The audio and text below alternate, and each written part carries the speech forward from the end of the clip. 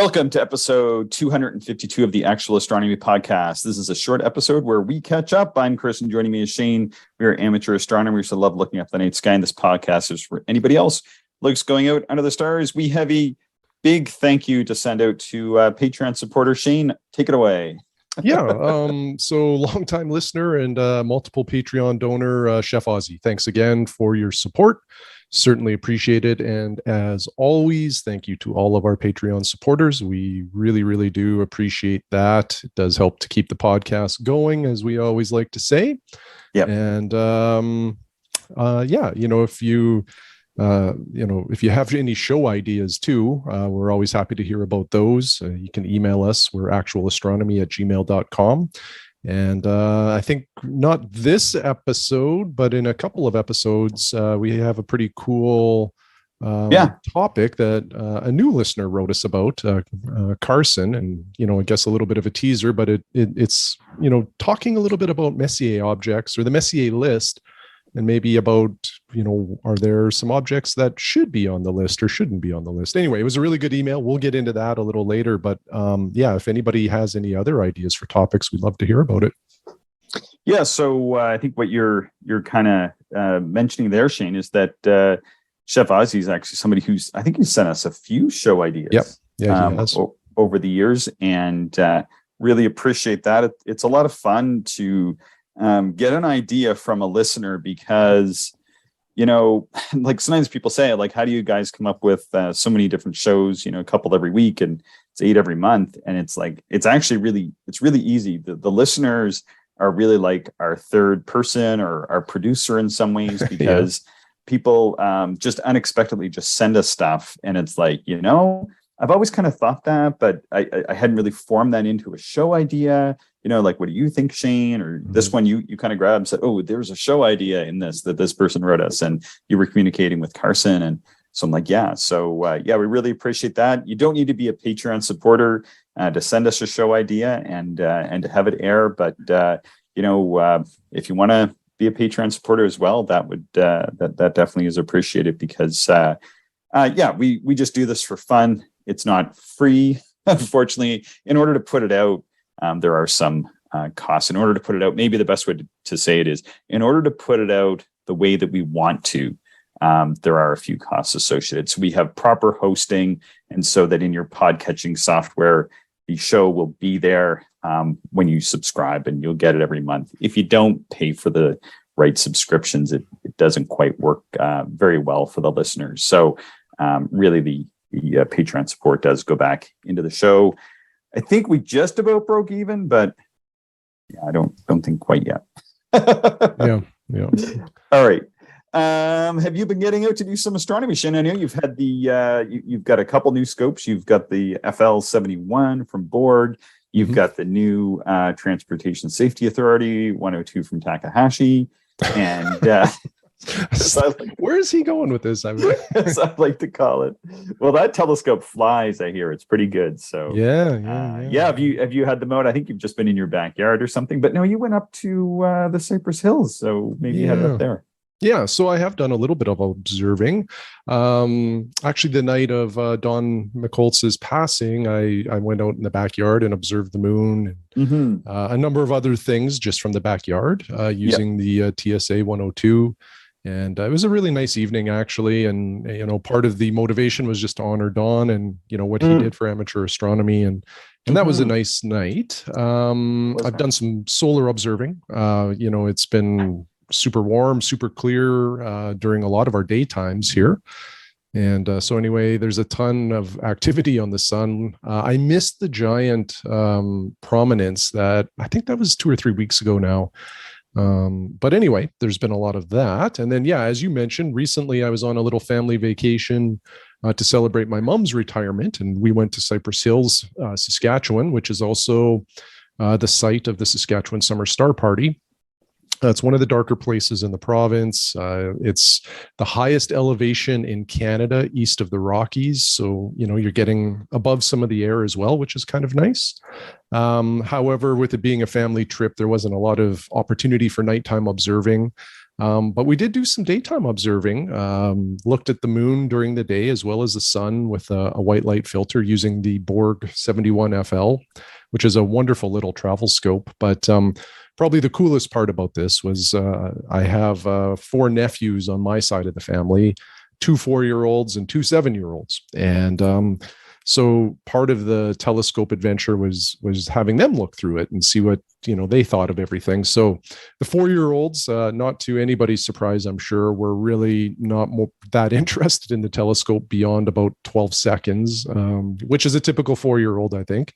Mm-hmm. But the 7-year-olds, they're a little more interested in science and space, and in particular, my one nephew from Edmonton was just thrilled with looking through the telescope. He was blown away by the detail that you could see on the moon, even in the daytime.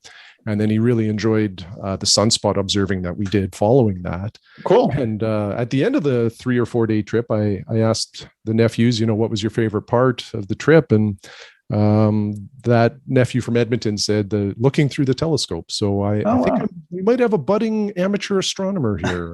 Have to keep feeding his fire, and hopefully he stays interested. Good stuff. How about Very you? Cool. Have you been doing much observing? Yeah, I've been out quite a bit. Weather seems to have somewhat turned around. It's not panning out to be quite as good as the forecast is sometimes leading us to believe, but it has been fairly good. I also went out the night of Dawn's passing, and I was just like, I'm going to go observing in Dawn's honor. So I went out and just did some observing for an hour or so, and then had a work day the next day or whatever. But I did some on that night, and then this past week I was able to get out and do 3 nights of observing in a row. I did Wednesday, Thursday, and Friday, and last night a bit of thick haze was in, and I was out kind of just looking at the stars like through the haze, and I had my scope set up, but the haze was just a little too dense. And I put the Comet Catcher up, which isn't a planetary scope, so I didn't bother pointing it at the planets just because it's a little bit of an exercise in frustration. And then I went to bed, and I was going to get up and observe, but I had a bit of a stomachache or something when I woke up, and so I didn't go out and observe. I did end up being up most of the night. So let's see. Good nights. It's been warm at night. Like last night, it was like I was out walking around in shorts until 11 o'clock or so. It was 19 degrees. But mostly on those nights, I've been using the TAC 100 millimeter, my TAC DC, and doing a lot of observing with the 22 Nagler. One thing I was able to do is track down Messier 55 from my site, which is pretty exciting for me. Yeah, when I read that, I thought, man, that's pretty good, actually. So, and you mentioned that last year you weren't able to locate it or observe it. Yeah, that's right. So we've had a very sudden, dramatic improvement in our light pollution out here, and so last year I couldn't anyway using the TAC 100. I could not locate M55 on the nights that I was observing, and it was just too bright. But then this year they've swapped out a lot of the lights, and then there was a few lights on a hill, and I'm not sure why, but those neighbors there was one light that was on a timer or something that would often be on in the evenings and then shut off periodically or after 11 o'clock or something. Anyway, that light doesn't exist anymore, and so it's just a lot darker here in general, especially with the full cutoff lights on this side. Nice. Of the valley, and then on the far side of the valley as well. So it's about getting close to half a magnitude darker here. So it's pretty surprising. Oh, nice. Yeah. And just for everybody, M55 is a globular cluster in Sagittarius, but for us, it's pretty low on the horizon up here at our latitude. So it can be a bit of a challenging observation. And its magnitude is around 6.3 or something like that. But I think it's pretty large. So it's one of those deceptive magnitudes where, you hear 6.3 and you think, oh, that's bright, but it's spread out over a fairly large, area. So it's not quite as bright as you'd think. Yeah, it's a pretty large one. I think, is it associated with one of the dwarf galaxies that the Milky Way has cannibalized in years past, or something like that anyway? Oh, okay. Maybe. Yeah, it's pretty big. In the TAC, I could I could just start to get hints of granulation. But these nights weren't the best nights either. There was like very little bit of smoke haze, especially to my south where I'm looking through a thicker part of the atmosphere at this. So I think on a good night, if I can get a good crisp night here this week, I think I should be able to get a good sketch of it. I haven't bothered to sketch it because basically I can see the 2 stars above it, and then I can see just like a circular haze. I showed it to my wife and she was kind of like, I don't know if I'm seeing it. I'm not sure what I'm looking at, kind of thing. Just very, very faint. But yeah, for me, definitely, it's there. Let's see, what else did I look at? Spent a long time looking at Messier 31, which is the Andromeda galaxy up in Andromeda, and just did like some big pans along Summer Milky Way, taking a look at like M22, M28, the Lagoon Nebula, and there's a lot of nebula and globular clusters in that region. There's another cluster right beside, another globular cluster pretty much right beside M8. And I also couldn't quite see that last summer. I would only see that as a star, but this year I can see it as a fuzzy star. So again, like the bump in sky conditions is pretty awesome. Took a look at the M24 small Sagittarius, quote unquote, star cloud. It's not really a star cloud. Looking through a hole in our Milky Way called Bade's Window. Looking at the Swan Nebula, Eagle Nebula. And then I went back all through that. I put an H beta filter in night before last on Friday night, and I took a long look at the Eagle Nebula and H beta. It's that's one of those nebulae that really responds well to the H beta filter. And without the filter, it's pretty faint nebulosity. You kind of see the cluster mostly, but you can just barely see like this faint sort of wispy gauze. And then when you put the H beta filter in, it seems like one of the brightest nebulas in the sky, right? Oh, really? Wow. Yeah. It's so bright with the H beta in. So H beta out. It's very, very faint nebulosity is there, but it's faint. And then like if you're looking at M8, which is much larger and brighter in comparison, if you put the H beta in, it seems like the Eagle Nebula is actually, it appears anyway, it's not, but it appears to be brighter than the Lagoon looks like unfiltered. So yeah, it's that level of brightness. It's pretty cool. Nice. And that was with the 22 Nagler? Yeah. I was looking at, I had the 32 Masseyama. And when I put that just right on the eyepiece, and then I was switching the eyepieces around. But the reason why I did that is that, so you want to watch your exit pupils when you're using the H beta filter, and your best exit pupil is about a 4 millimeter exit pupil. My telescope is 100 millimeter f7.4. And so my eyepiece is about a 32 millimeter eyepiece or a 30 millimeter eyepiece. So the way to figure out your exit pupil is to simply take your eyepiece in millimeters and divide it by your telescope's focal ratio. So that gives you about a 4.3 with this kind of setup. I actually think that eyepiece is more like a 30 millimeter than a 34 millimeter. It's just my guess. And so I think it gives me pretty much right on a 4 millimeter. But regardless, you want to be about at 4 millimeters for the H beta filter to kind of work at its peak efficiency, like with your eye and your brain and all that kind of jazz.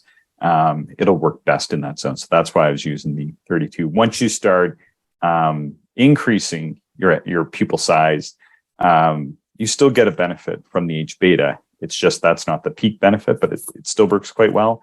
And once you get much smaller than like 3.5 millimeter exit pupil, then the brightness starts getting spread out so much that you might as well just not use the filter. It's eventually kind of even out at about 1.5 or 2 millimeter exit pupil. You won't get any more benefit from the H beta. Like it's just going to work really well in a particular zone. And I think that's why a lot of people buy these filters and then they're like, well, they don't work or they don't do this magical trick or anything. They just end up maybe using the wrong powers / the wrong exit pupils with them.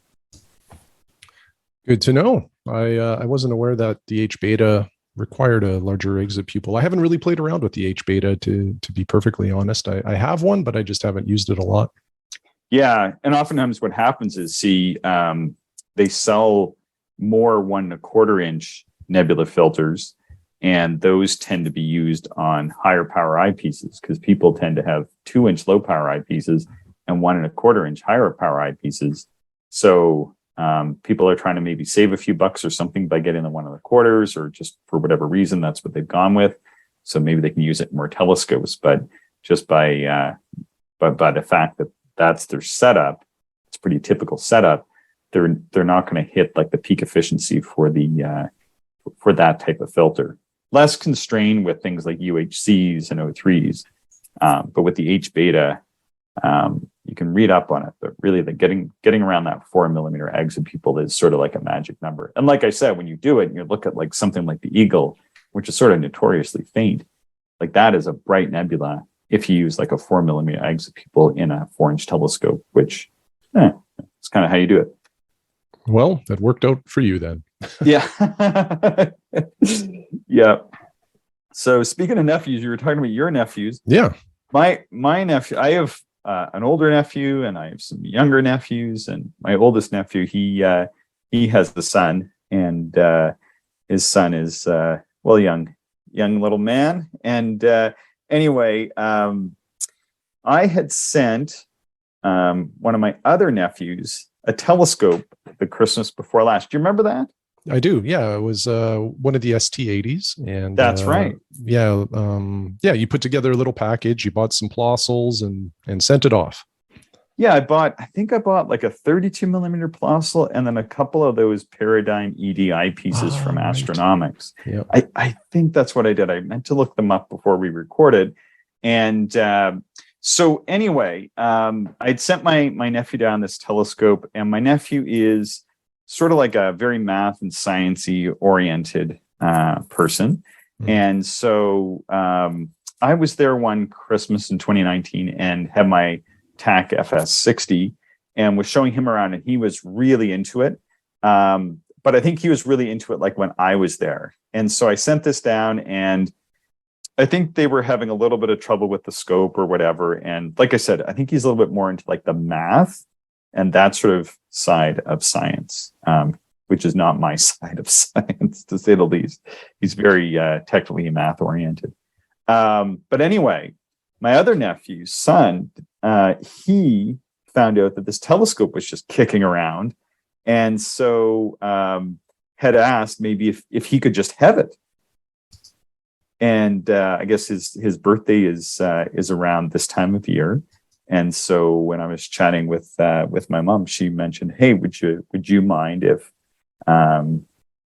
he had the telescope?" And I said, "No, absolutely. It's it's all good. I just sent it down there in the hopes that somebody would use it. Really, I thought that my other nephew would use it, but if my other nephew's son wants it, then that's awesome." So they were pretty excited, and they sent me a photo last night of him with the ST80 set up. I sent it down on a little AZ5 Skywatcher, Skywatcher, and I sent down a tripod from the AZGTI actually with it. So because I think that's a better setup for people that are younger and maybe not as tall.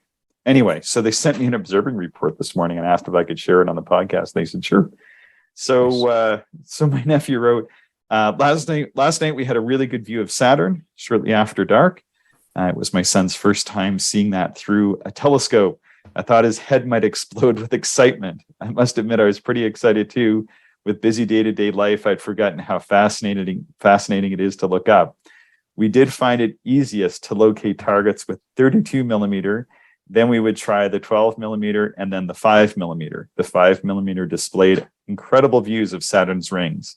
We also checked out Polaris and a couple of other bright ones. We have a lot of light pollution here from streetlights, so I will try to get them back to Mersey, which is over by the,